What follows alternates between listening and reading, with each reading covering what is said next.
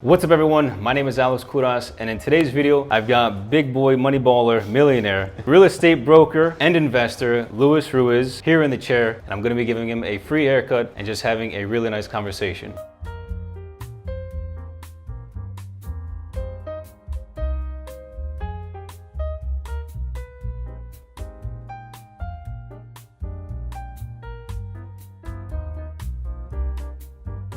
All right, so what's your name? Where are you from, and what do you do? My name is Luis. I'm from Miami, Florida, born and raised, and I manage a real estate team. Manage a real estate team. What do you love most about managing a real estate team? It's a good question. I like helping others and helping improve their lifestyles and their income, and at the same time trying to make sure how important work-life balance is so they have time for their friends and family. So if I can be a part of that and help them understand that, that's probably what I enjoy most about being part of a team. So is that what you love to do? At the beginning, no, but I think over time, working in a couple different areas, that's what I love to do, is help others. What did you do before real estate? I was in corporate America for about 10 years in finance, accounting, treasury, anything to do with finances for big Fortune 500 companies. What made you want to transition into real estate? You know, I don't know.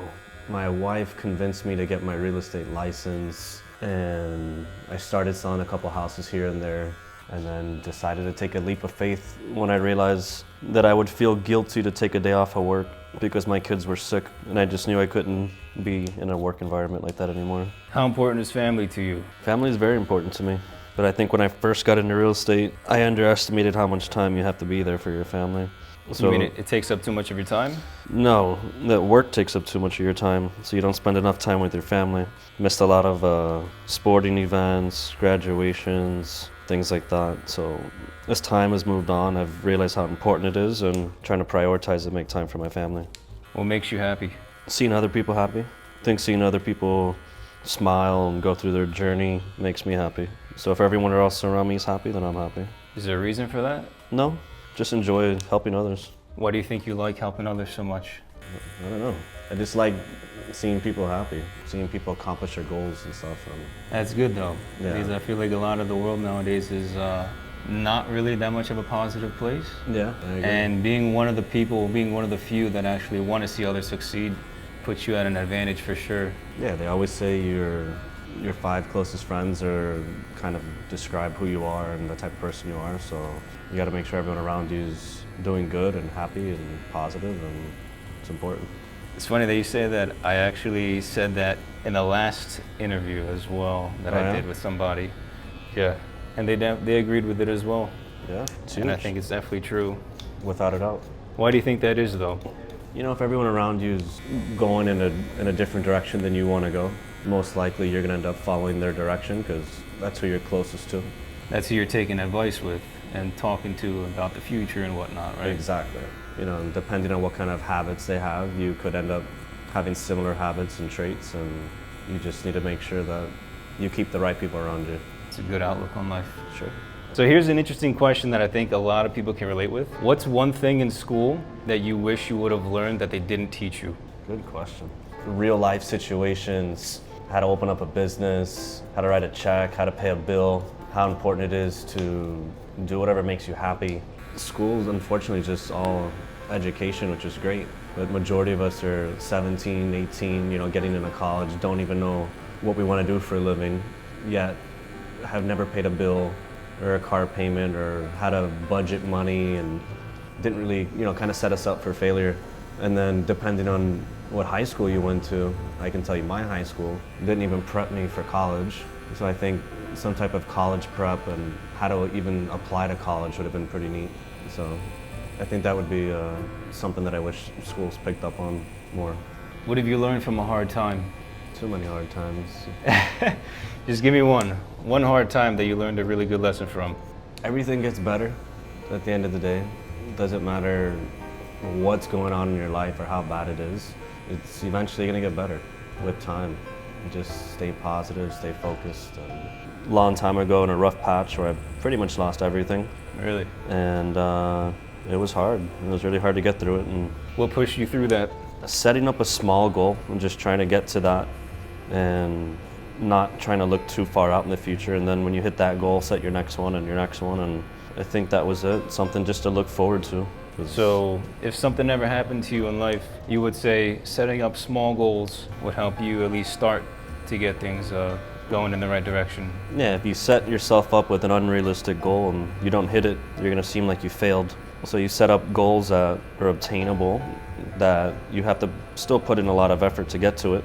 And then you keep raising the bar and just never settle or get comfortable, and kind of gives you something to look forward to. And you're just going up against yourself and no one else. So this is going to be a tough question, all right? So I'm just going to brace you for it. If you were to die today, right? If you were to die today, what would you regret the most not having told somebody? It's a full question. It is a full question. Ever has crossed my mind. Is it just one person or just people in general, or? One person. I never had to think about this ever. Probably tell my mom that I love her. Really? Yeah. You feel like you don't tell her enough? Well, I see her every day because she works with me. But yeah, I could tell her I love her a little bit more every day. Sometimes when you work with someone 24/7, you kind of just gets comfortable because you see them every day, and you kind of are just sometimes too business and too professional. So it's hard to flip that switch to be mom and son and not, coworker and coworker. Could you say the same thing about your spouse? Like your wife? In what aspect? Yeah, like you regret not telling them the things that you wish you could, or because of work takes up too much of your time, so you feel like you're not saying what you need to say in the given amount of time that you have. Yeah, definitely, on the way out the door every morning, say I love you, or, I'm thinking about you, and little things like that. And it doesn't take a whole lot of time to do that, even if it's, through a text message. But yeah, I think it's important to remind the people that you love, that you tell them. What do you think keeps a relationship strong? Understanding someone's love language, I think, is huge. Understanding that, takes time. If you're buying somebody gifts or doing something that you think would make them happy, but their love language is not like that. They just, want quality time, or they want to, do some type of active service or something, then you're feeding them the wrong way. So I think understanding your partner's love language and adapting to that, you most likely will have a different love language than them, and I think that keeps the relationship really healthy. What are your thoughts on social media nowadays and how it affects the youth? What's your take? What do you think? Because you've got children, right? Yeah. How old are your children? One's about to be 10, 8, and 5. 10, 8, and 5. All boys. All boys. I think social media is good and bad. I think for children, unfortunately, they believe everything. My children watch videos of people buying entire grocery stores and thinking that that's realistic, or jumping off a building with a parachute and surviving. Right. All these crazy videos of, holding your breath for 25 minutes underwater, and things that are just not real, but because it was on the computer, my kids think it's real. I'm not a fan of the bullying, shade being thrown at people, especially younger children, and you hear about suicide and people doing harmful things to themselves because they were trolled on the internet. So not something I truly enjoy, but I do see there's a lot of positive in social media, and there's a lot of people who find hope and entertainment. I love watching TikTok videos and people I don't know, and funny stuff, and so I think it's humorous. How do you think the future is going to be for them when they grow up? Like when they're like 20 years old, how do you imagine the world to be around them? Hopefully not with an Oculus, whatever it's called, sitting right here in a chair and walking through a mall. But why is that? I don't know. Want them to experience the world, breathe actual air and touch actual things and break a sweat, running somewhere, jogging, interacting with their friends, riding a bike, playing outside, doing things that kids should do. What are you grateful for? I am grateful for the opportunity to be in a position, I guess, to do anything I want to do. So we were born in the United States, and because of that, we have the ability to work as hard as we want, go to school for as long as we want. I'm grateful that I was healthy enough to go to school and go to work, and I think a lot of people have endless opportunities and just don't believe in themselves, or they're lazy, or would rather, do something else. So if you're given an opportunity to educate yourself or work or go to school or spend time with your family, then you should do it. You should take advantage and There's a lot of people who were born in the wrong place and just will never have opportunities just from the location of where they were born. So definitely just grateful that I'm here. You think a lot of people nowadays they have too many excuses on why they can't succeed? I do. I think a lot of people have excuses. I think a lot of people are lazy. I think it's easier just to say, hey, I can't do this because of this. And it goes back to being around who you're around. If all your friends make excuses, you're the next person to make excuses. If you're willing to sacrifice and not go to certain things or avoid certain things, you can do anything you want to do. I don't know. I've never been a person with excuses, ever. It's hard to relate to those type of people, but they do exist. And how did this all start? How did the numbers grow so much throughout the years? How many years have you been doing this? I've had my license for 8 years. Started growing really quickly about 3 years ago. What changed it? Well, for one, I jumped into it full time, quit my 9-to-5 corporate America job and just focused on what I really enjoyed. And I think just surrounding myself around driven people with big goals and a lot of focus and the urge to not only make money, but I think the bigger urge to just want to help people and getting that happiness from seeing out someone else, you know, purchase a home for their family or their children, you know, where they're going to sleep at night, where nowadays with COVID, where a lot of people they're not looking at the house to live in, it's where am I going to work here all day and what does my summer look like, you know, with the swimming pool and where are the school zones, and a lot of people working at home now, the home is so important. Mm-hmm. So it's getting all those happy families and accomplishments through their happiness kind of like is what fulfills you. How big is networking in real estate? Networking is... Or anything in life. How big do you think networking is? Getting your name out there, getting your brand out there, what you want the world to know about you.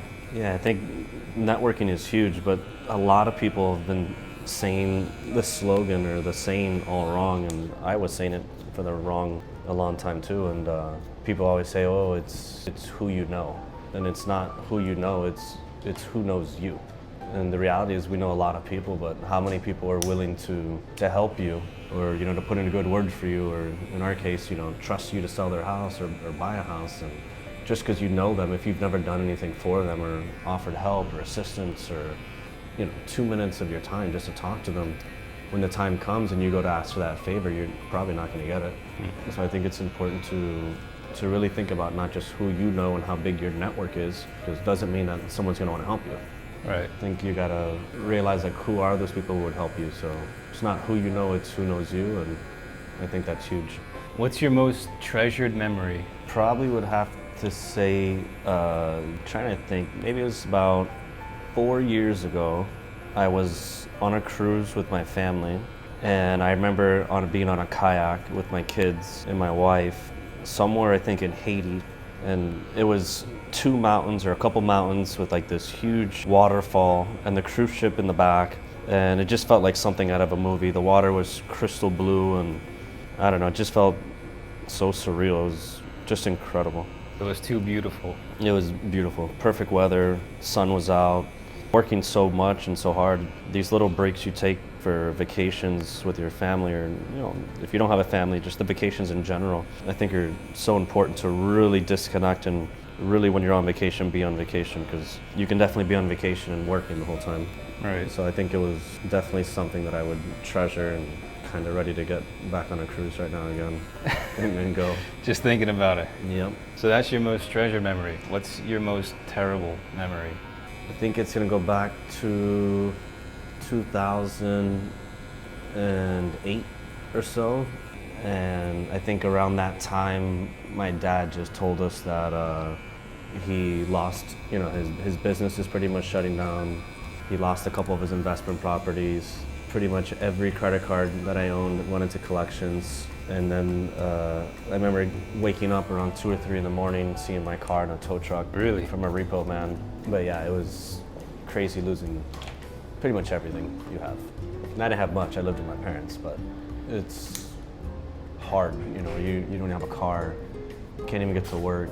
You're borrowing your mom's car, but you don't have money to put gas in it. Neither they do. Everyone's going through the biggest financial crisis of their lives. Eating a lot of Taco Bell. I would say 5 days a week. Really? Yeah. So, pretty rough time there. Did you go to college? I did. I have a bachelor's degree in finance. Bachelor's in finance. Do you think the degree came in handy? No. Since now that you're a real estate agent, you don't really need a degree to be a real estate agent or a broker necessarily. So how do you think your degree helped you? Did it help you at all, or? I think the degree helped in a couple ways. You know, there's a handful of jobs that I landed only because I had a degree. Getting a corporate America job, making over 6 digits a year, wouldn't be possible without the degree. Right. Maybe nowadays, but That particular job, yeah, you mean? those jobs 12 years ago, it wasn't possible without the degree. And then I think the network and joining a fraternity, and back to what you asked earlier about having a big network and knowing a lot of people and being friends with everybody really helped boost my real estate career, because everybody I went to college with who graduated ended up, calling me back to buy a home, or now sell a home. So you think college helped you out in that sense? Absolutely. Meeting a lot of people and networking yourself. Yeah, I don't think anything I learned out of a book I've applied today in real estate or even corporate America. Unfortunately, they didn't give you enough management courses and empathy courses. These are things you pick up from books, but college didn't help too much about managing, which is What's so your important. take on college in general? Do you think everybody should go, or do you think only a few people should go, depending on what you're trying to go for? What's your take? I think everyone should go. Yeah? I think there's so many opportunities in college, and if you grew up in a house where, I don't know, let's say your whole family's doctors, you're probably only gonna want to become a doctor because you don't know what's out there. Then you go to college and you start taking, I don't know, psychology and marketing and all these different subjects, and then you start realizing that you really like something. I think it opens up more opportunities for you to really figure out who you are, and I think you'll end up meeting a lot of friends and building a huge network, and potentially get a good job and career and become an alumni. And I think it's important to give back to the community and want to help other kids who went to your college. And I would recommend everyone to go. And if it doesn't work out, you drop out, you get out. But Just for the experience, you're saying? for the experience. Not so much for the actual end goal, which is getting a career. I would say, the end goal of college, getting that degree that will get you your, I would say, dream job, or in the right direction of your dream job, in the right path. When you were growing up in school, was it like a big thing that the schools kind of pushed you, that you had to go to school if you wanted to be something in life? And if you didn't, you wouldn't really amount to anything? No, my school was not the best school. They didn't care. I would say like half the seniors didn't graduate. Really? Yep. Oh, wow. It was, I feel like, didn't put in too much effort and almost got straight A's, and it's really easy and laid back, and they didn't care too much. I didn't grow up in an area where going to college was normal. My parents didn't go to college, and it wasn't a priority. If I grew up saying I didn't want to go to college, I probably wasn't going to get a push to go. Something I've always wanted to do, and because I wanted to do it, my parents encouraged me to do it, but it just wasn't something you grew up with where all your friends and family are going to college. How are you able to find out who you really are as an individual? Well, I don't think it happens overnight. I don't think people just wake up and say, hey, this is what I want to do. I think you have to take a lot of paths in life and jump around and meet new people and try new jobs, do things that you would probably not normally do. Maybe, outside the box, or doing things that make you feel uncomfortable. And little by little, you'll see what you like, what you don't like, and eventually something will make you happy. Whatever that is, I think you should chase it. I think that's kind of how you figure it out. What made you trust me cutting your hair today? I don't trust a lot of people. Really? Yes, I do at the beginning. I feel special. But Should I? Should I feel special? I think I've seen enough of your videos where I was impressed how you cut your own hair. So I figured, how bad can it be cutting my hair? But yeah, I'm a little nervous now. I'm looking forward to seeing the end result. I should be, right? Good. But hair's hair. If it looks like shit, it'll grow back. All right. That's the beauty of hair. All right, you can take your hand out. Let me know what you think. Oh, it looks good. You feeling blessed or what? I love it. I love it. I think it looks perfect. I didn't really touch the top. Yeah. But the sides, I kind of just did my thing. No, it looks good. I like it. Awesome. All right, you're all set, man. Perfect. Thank you for trusting me. Absolutely. All right. Yes, sir.